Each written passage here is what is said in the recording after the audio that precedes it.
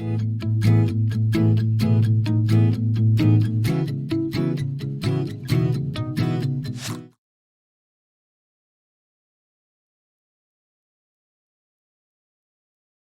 everybody. I hope you had a great weekend. It's Adele here and Tiffany here. we are on, well, today's day 15 of our rapid weight loss experiment, and we have a major announcement, so stay tuned. Okay, so let's give them the total weight loss so far that we've experienced, and then maybe we can go into talking about how the weekend went and stuff like that. So where are you at, Tiffany? Well, as of right now, I am down 8 pounds. But at my lowest loss, I was down 9.2. So a pound and two ounces heavier than what I was at my lowest right now. And I think that there are multiple reasons for that. Let's talk about that. Let's talk about that in a little bit. Okay. Why we think, because I'm up as well. So I got down 8.4 pounds and I have been up now, or no, I got down to 8.4 pounds and now I'm only 7.6 pounds down from when we started 2 weeks ago. And there's definitely reasons for that. My buddy, interestingly enough, he is also up. He increased 0.2 pounds. So he went up a little bit as well. So there are reasons we're going to talk about that. Okay. One other point of business, and then we will talk about our rapid weight loss experiment. Tomorrow in Facebook Live, I do these once a month. Not Facebook Live. Yeah, Facebook kind of meeting room. It's basically office hours. And I will be online working. And so you can enter the room in Facebook and ask me anything you like. You can pop in, pop out. I'll be on for 30 minutes. No one shows. That's okay. I'm just going to be working on my computer. If you do pop into the room, I might have my eyes on my screen. So just say, hey, Adele, I'm here. I have a question. And I'm happy to answer your questions, okay? It was a really successful one last month. I only do these once a month, but I'm here for you. If you have any questions at all, just pop in and we can talk, okay? I love that you're doing that. It's so awesome because it gives people that don't necessarily get FaceTime with you. They get that FaceTime and they get that idea of what coaching is and what we stand for. You know, I think that it's great that you're offering this free service to anybody in the group. Thank you. Thank you. Yeah, it's not like I'm trying to sell you on any products or services or anything like that. But if you wanted to ask questions about our offerings, I'm happy to answer them. If you want to just chat about something, happy to. Okay. The next one won't be until January, so I hope you can make it. All right, let's talk about our rapid weight loss experiment and how that has gone since we last chatted on Thursday. Oh yeah, a lot has happened. A lot. Oh my goodness. Well, let's see. Thursday. I mean, everybody knows that I kind of fell off last Monday, and that's fine. The rest of my week was great. I was back to a 10 on my tracking. So Thursday, Friday, nothing unusual to report. Saturday, we decided that we were going to take the kids to Dolly World. Well, there was this whole huge issue that ended up happening. We were halfway there and we get the announcement that they closed because of weather, in case you guys weren't watching all the storms that rolled through. Well, they didn't close. They delayed opening until 3 p.m. So here we are like an hour away from the house and we're like, okay, what are we going to do to spend this time? All right, well, we'll just go check out a local area that we haven't been to and kind of play tourist for the day. No big deal, right? Before I left the house that morning, I had a high protein breakfast because I was preparing myself to not know what kind of foods I was going to have access to at Dolly World. Well, when we were walking around where we ended up going, it's called the Island in Pigeon Forge. It's basically a shopping center with food and different activities that you can do with the family. So we were walking around and I didn't really eat anything unplanned. Like everything that I ate it worked, it fit in my goals. I was very mindful about that. So, but I did do like some alcohol tastings because, you know, it's not very often that you get to try like some of this stuff. And I was like, you know what, that's fine. I mean, and they were like little tastings, like, you know, minuscule. So it wasn't like it was a ton of calories, but I was mindful of how much I did. And then for lunch, I focused on protein and salad, or protein and vegetables. It just happened to be a grilled chicken salad with strawberries and stuff in it. And I had them bring all the sides, like it came with walnuts and stuff like that in it. I had them bring that all out on the side instead of mixed in, so I could control how much actually went into the salad. And then I didn't eat again until we got home, minus like a piece of fudge that I sampled.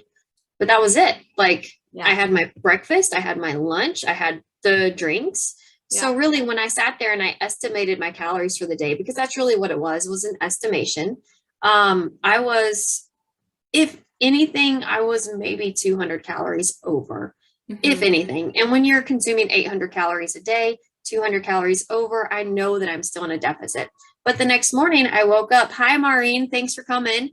The next morning I woke up and I was up 0.2 pounds. Which that's fine, you know, considering the activity and everything. And we did end up going to Dolly World too. And at Dolly World, I had like a sip of hot chocolate that my husband bought, but that was it. And, you know, that was because it was pouring down rain the entire time we were there. So we were all soaking wet. Quite the experience. But yeah. And then yesterday, I tracked on a level 10. It was level 10 tracking, like my level 10 tracking. As Adele would say, there's a level 10 and there's Tiffany's level 10. It was my level 10 of tracking. Like I didn't put it in my mouth if it wasn't accounted for. So this morning I wake up and I was up a pound. Crazy. Up a pound after tracking it a level 10. Well, I think there are a couple things that went into this. One, I think that on Sunday I kind of laid around a little more than normal. I was doing some studying and stuff, so I wasn't very active on Sunday. I was just trying to focus on getting caught up on my personal training course that I'm doing with Minnow. I was doing some studying and then like laundry and stuff like that. So it wasn't a very physically active day for me on Sunday. And then last night I went to bed a little later than I should have. And I ended up getting up earlier than what I normally do. Oh, so you weighed yourself earlier and I weighed myself earlier. And then another thing that played into it is yesterday during the day, I did not eat very much. Like I just wasn't very hungry. I think because I was so stationary, I just wasn't, I didn't have much of an appetite. So I got hungry at dinner time, and at dinner time, I ate a fairly large meal. I had like a big chicken breast. I had an entire container of Miracle noodles. And then I had a big serving of veggies on the side. And then that was at, 5, 6 p.m. Yeah. So, and then I went to bed later, got up earlier, had that meal in my stomach still. And I think that all of that kind of played into the scale. So I fully expect that tomorrow morning the scale will drop back down for me. Yeah. Yeah. So this just goes to show how much like weight loss is like this. Everyone imagines it going like that. It doesn't. It's up and down and up and down, but the overall trend line over a week is down. Similarly, like, so my buddy who has lost like 11 pounds, he's up 0.2 today because he actually said he ate everything on point. He was planning on actually going off plan. He asked me, hey, I probably know the answer to this already, but I really want to go to the game and have a couple beer. And what do you think? And I'll tell you what I told him. We were texting. I said, you guys get a taste of my coaching style. I said, you won't undo all your hard work, because he was worried about undoing his hard work, but you can expect an increase on the scale for 2 to 3 days. Like if he had a couple of beers, right, at the Army Navy game. I said, if you limit it to that one event and 2 to 3 beers, you can get back on track immediately. Should be down to a new low in 5 days, but keep it reasonable. Problem with alcohol is it lowers inhibition, and people say, screw it, and end up eating a lot more as well. And I said, if you own your choices and can live with the consequences without pissing yourself off later, then proceed as you wish. I won't judge you for it. He ended up not drinking. So why did the scale go up 0.2?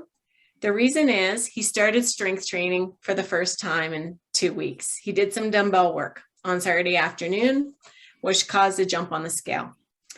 And my own scale has jumped this week. Like, so I'm down, as I mentioned, I was down to an all-time low of 8.4 pounds, but now I'm at 7.6 pounds. I gained 0.8 pounds on Sunday and it stayed the same today.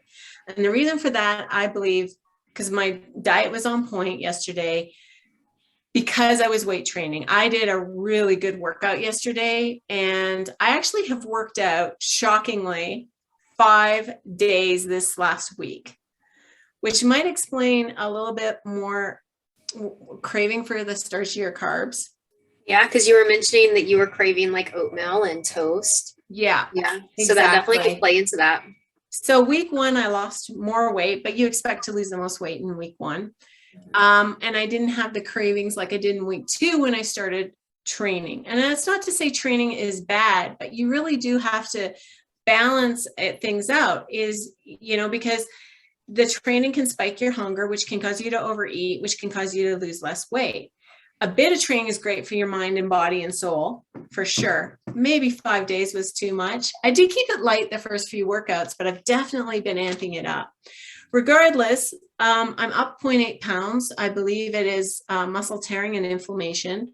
When I looked at my Arbolife body composition scale, my water weight was down, but my muscle was up.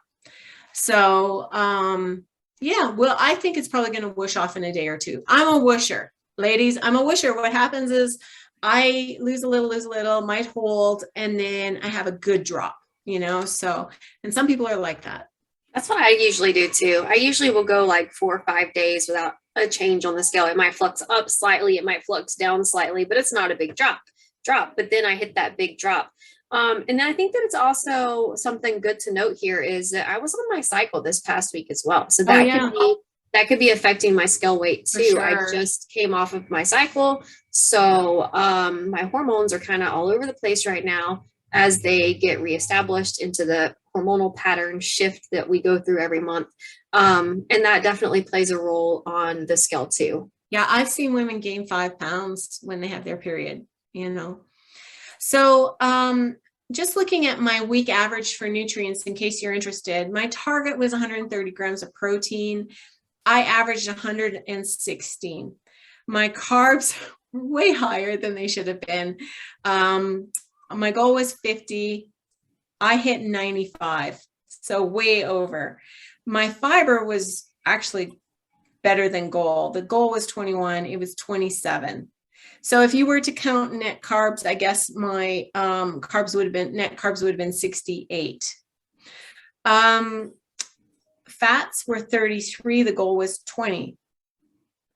You can see my vitamin C, even though I'm not really having fruit, like barely. I've had berries a few times and apples, but not much. 121% of the daily recommended. So I'm over on that. My sodium is actually a little bit over. You know what? It's the last couple of meals I've had have been high in sodium. I think that also is why I'm retaining water. Mm-hmm. My calcium is over the recommended daily allowance. So in terms of micronutrients, I'm doing quite well. Where I'm low is my vitamin A. I've only been 75% of the recommended daily allowance.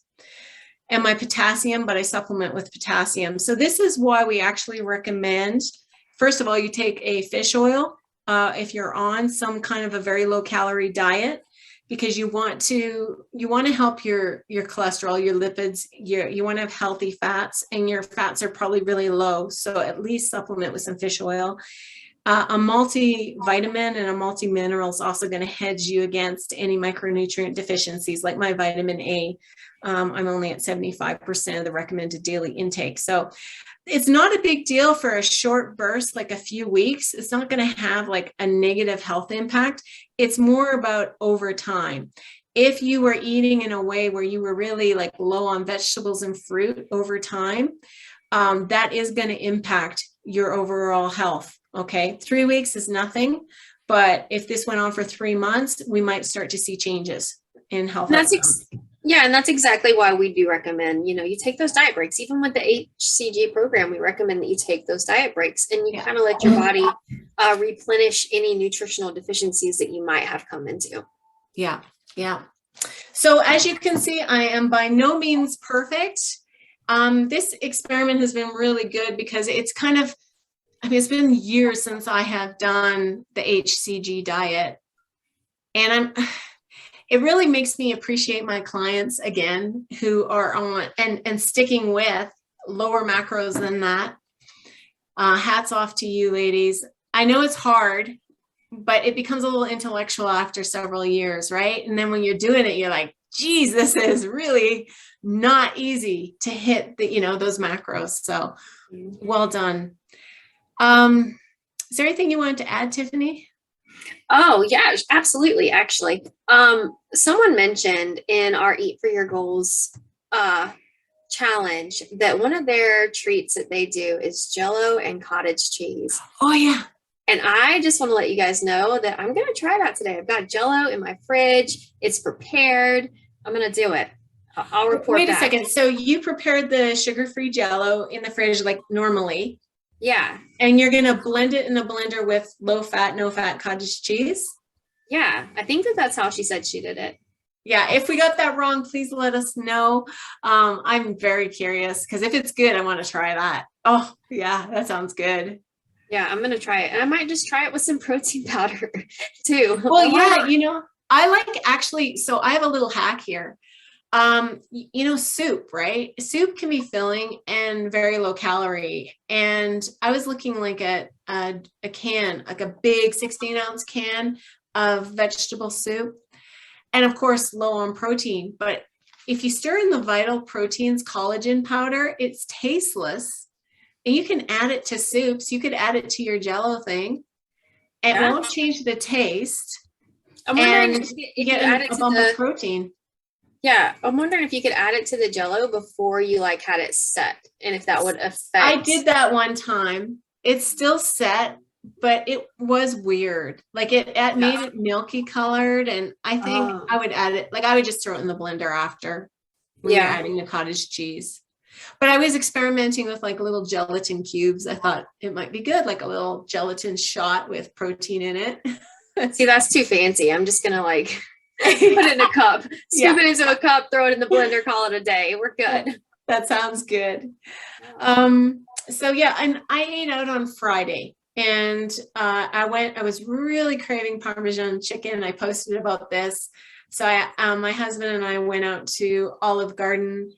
I specifically wanted the Trader Joe's Parmesan chicken, but we don't have Trader Joe's here. If you're listening and you have a Trader Joe's, I'm so jealous. I really miss it. But anyway, Olive Garden had chicken Parmesan. We went there. I looked at the menu. I'm like, all right. I thought it said it was 550 calories for their chicken Parmesan, which maybe that was 2 servings. I don't know. Later on, I found out it was 1,060. But I asked for it without pasta and steamed broccoli instead. We had a great waiter who's totally willing to accommodate that. So I felt like, all right, I'm doing this. This is going to be awesome. And I'll save half for tomorrow. But I had totally forgotten about the warm breadsticks. And when those came out, I was like, I'm having one. Like, oh, that's great. It was like, oh. So because bread is probably the number one thing I've been craving. And so I had one breadstick. It was 140 calories. I also had minestrone soup, which was only 100 calories. It was great. And vegetable soup. And then I had my Parmesan. It was great. And I lost weight. Was that Thursday or Friday? I lost weight the next Friday. day. That was Friday. So I went down 0.8 the next day, but then I went back up. So we're 0.4. Anyway, I had to drop on the scale. I was a little surprised because I was over on my macros, but it was an excellent meal. So you can find ways to make things work eating out with substitutions. It may not be perfect, right? But I always say for some people, like a little deviation can help them stay on a diet longer than trying to be rigid and perfect. And then it's just not sustainable. Yeah. And that kind of reminds me, I did forget to talk about Friday because I did go out to eat Friday night as well. It was kind of funny because I snapped a picture and sent it to Adele and she's like, I'm at Olive Garden. And I was like, I'm at Ruby Tuesdays. How about that? Yeah. It was kind of funny. We were dining together across the country. It's fine. It was so ironic. We're both eating out. We both I don't know. You think we could buckle down for 3 weeks and do this perfectly? It's only 3 weeks. I can't do it perfectly. Like I'm over by 200 calories on average. I think that I think that I could if I really, really, really wanted to. Well, But yeah, if I really wanted to, I could, but I don't, I guess. You think I'd be highly motivated. This is an experiment that we're Facebook Living on and publishing. And maybe I've just reached that point in my personal life and career where it's like, I've seen so much, and I just know you can still get pretty good results without being perfect. So I want to exert level 10, or am I happy exerting level 8 with everything else I have going on in my life? Like that acceptance. I think that it just goes back to what we say and we tell people all the time, is that you can't always be perfect. You can't. You can be a level 10 5 days out of the week, but there's going to be times where it's just not realistic to track everything perfectly. I mean, Friday night, for example, it was a last minute decision for us to go out to eat. It worked out pretty well because I ended up not going over my calories. But my son had a band concert and we were like, you know what? We never get one-on-one time with my oldest son. So we had a sitter for the younger kids while we were at his middle school band concert. He plays the trumpet. And then once it was over, I was like, let's go out to dinner, just us and our oldest son, who is 5 years older than, the next kid. So there's a pretty large age gap there.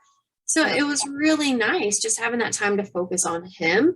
And we had a great time. And, you were talking earlier about how you can customize your food. I did the same thing. I have been craving a Ruby Tuesday salad bar. If you guys have never had it, I love it. The options that you don't always have at home were all there. And it's like different types of lettuces and different toppings that you could add.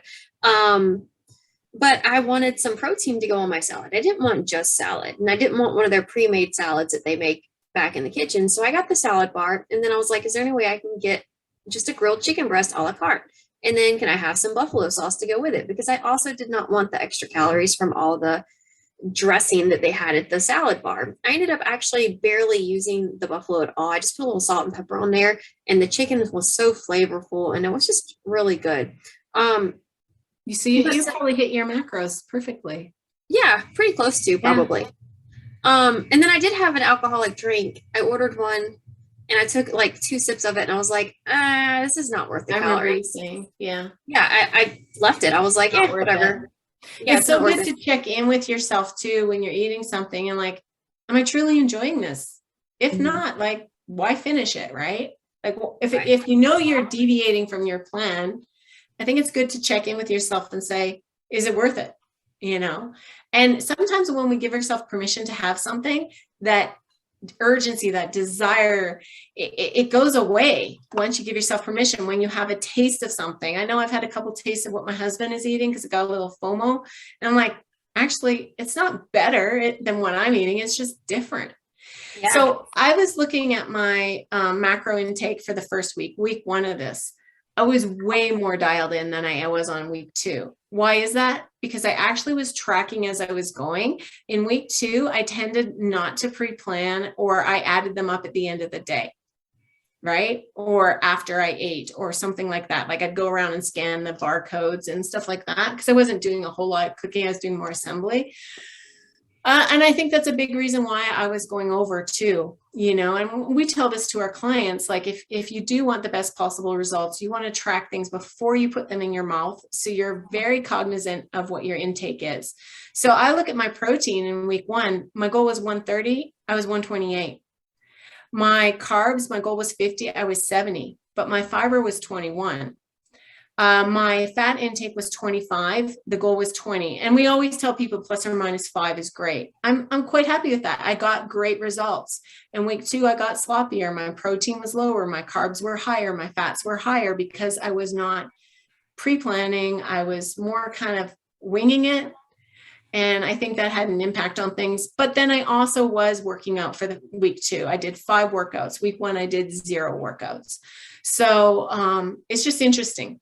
This is week 3. I want to give it my best shot and get a little more dialed in with my macros to get the best possible results. The experiment ends on Sunday. And then after that, we're going to do a reverse diet. And we haven't talked much about how we're going to handle that, but I do know it's 4 days before Christmas. I'm going to be doing Christmas baking, Christmas cooking. I'm not going to be taking a little jump up to get to maintenance, I'm going to be taking a big jump up. Yep. Yeah, I've been thinking about it too. And I think that I'm just going to jump up as close to maintenance as what I think my maintenance is and see how it goes, you know? I think that there's some benefits of doing it that way. One being, I know that after eating and restricting, I'm going to want some of those treats that I'm going to be baking. I'm like already looking at, oh, I've got to make my holiday gift baskets for my neighborhood friends. And I always make like cookies and chocolates. Oh, that's really sweet. That. Yeah, I like doing that. And I also know that I'm going to want to eat a couple bites of it as well. So by increasing my calories, I know that it's going to fit, and I know that it's not going to undo the progress that I've made. So sorry, go ahead. You're at 800 calories right now. What are you thinking of jumping up to when this ends? Like, let's say it ends on Sunday. Monday we're done. What do you think your calories will be? On Monday, I'll probably go ahead and jump up to 1400. And then probably by Wednesday, I'm going to be up to 1700. Maureen just asked what maintenance is usually for each of you. My maintenance is around 1700. Mine's around 2200. So I think that I'm going to be jumping, and it depends on activity levels, which can really fluctuate for me. And if I go for a big hike, I can burn 1500 calories on the hike. So it all depends. But so like, if I'm at 2200 and currently I'm eating between 1000 and 1100, then the jump up for me would be like, the goal was 900 to 1000, but realistically this last week I averaged 1100. The week before I was just under 1000. Let's say it's 1000 this week. I'm probably going to jump up to 1600. Maybe 1700. I prefer a range. I feel like it's less rigid.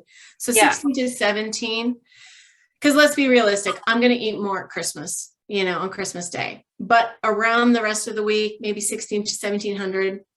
And then the second week, I'll probably jump up between 21 and 2300. And then just maintain that I might do this experiment again. After 3 weeks, we'll see. I'm thinking about it too, because I really like the mindset that has come along with it. How so? Just really making sure that I stop and put my nutritional goals first instead of putting them on the back burner, And I think that the way that we've been doing it, if I really feel like I want something, because of the knowledge I have, I know that I can have it and it's not going to undo my progress. Yeah. So I feel like as long as I don't have anything going on, I can adhere to this. Now, I might not do quite so low carbs again, because I do miss having like oatmeal and toast and, stuff like that. So I don't know, maybe it'll just be a more balanced, lower calorie version of what I would normally do when in a deficit. See, here's the thing. I've got a powerlifting competition scheduled for May. And my heavy lifting has kind of been on the back burner during this, and I need to start ramping up soon. So if I do another rapid fat loss experiment, I am going to raise my calories, especially on the heavy training days, because I do know, like from experience, I tend to get quite hungry on a heavy bench session. So I actually have been going to the gym fasted. So I have been eating after the gym. This morning I went to the gym and I ate before I worked out, and my energy levels were so much better. And I actually ate half of my carb intake with breakfast this morning. But let me tell you, like, I made it through that workout without feeling tired. Yeah. And that's what we tell people, like, have a meal before you work out. If you really want to have a good workout, you need those carbs. Exactly. So I would probably, I have to figure it out, but I would probably step up my caloric intake. Because at the end of the day, I'll still be in a deficit because I'm training more. So even if I eat a few hundred more calories a day, 200-300, I'll be burning it with workouts. Yeah. And something else that I kind of wanted to touch on real fast. And let me know if you agree with this, because I haven't even talked to you about this yet. A lot of people hesitate on starting a new diet, nutrition plan or anything around the holidays or around certain events, because they're like, well, I know I have this coming up and I know I'm going to want to eat for that day. Yeah. I've been thinking a lot about that. And I'm like, you know what, that's fine. But how are you benefiting yourself if you wait until that event is over? Because there's always going to be another event. there's always going to be another birthday. There's always going to be another holiday, another social gathering. All you're doing is putting off your progress at that point. Whereas if you were to start now, you could start seeing that progress, still enjoy that day that you know that you're going to enjoy. Say it's your birthday and you want some cake, you know? Yeah, my birthday's coming up in January. And I actually thought, I'm going to want to have a nice meal. I'm going to want birthday cake. Maybe I won't start my rapid fat loss phase 2 experiment until after my birthday. And then I thought, no, that's exactly what I tell clients not to do. Because look, I can still make progress for an entire week. And if I want to go off plan for one meal and then I get back on track, I am further ahead by a week. I could have lost a few pounds instead of delaying. And it's like, if you have that desire and you just do it. And I think that's a much more healthy mentality too, to just not have this perfectionist mentality. Like, I'm gonna do what I can. And then during this event, I'm gonna be mindful, but I'm gonna enjoy it. And I'm gonna get back on track. I think where people get into the most trouble is they get off track and then they wait for things to be perfect. And then they are off track for weeks, months, years, because perfection doesn't exist. Well, and I think you posted something about this last night or the night before, where it was, one person waiting for that one perfect day. And then it was just crickets because they couldn't get that one perfect day. So they stopped trying. Whereas this other person was like, perfect, not perfect, perfect, not perfect, or close to perfect. They made progress. They kept working towards their goals. And I think that's something to be really mindful of. And it reminds me of, we talk about real life. We want you guys to be able to apply all this stuff to real life. Well, in real life, you're still going to be eating before your birthday. You're not going to stop eating, nor are you going to go out and just gorge yourself before your birthday either. So if you're only planning on eating a special meal for your birthday, why does it matter about the days leading up to your birthday? There's always something every single month. There's a birthday, an event, a wedding, a celebration. Look, I looked at the federal calendar, and the holidays amount to 18 federal holidays a year, including Martin Luther King Day and all that. So that's 5% of the days in a year. Yep. We don't gain weight because of what we do 5% of the time. We gain weight because of what we do 95% of the time. So focus on the other 95%, enjoy those special days, and just get back on track. You will be so much further ahead than if you wait for a perfect month to diet. Let's be honest, for President's Day, we're probably not like eating super special things. So exactly, we can just get rid of that one and add a birthday there, Exactly. Whatever day you don't celebrate, just add a birthday celebration in place of it. Yeah. Well, so Maureen asked a question. She said, why do you step up the calories before you get to maintenance if you already know what your maintenance level is? I want to touch on this first, and then I'll let you add your spin to it. Mm-hmm. So basically, one of the things is right now we're coming off of a very low carb diet.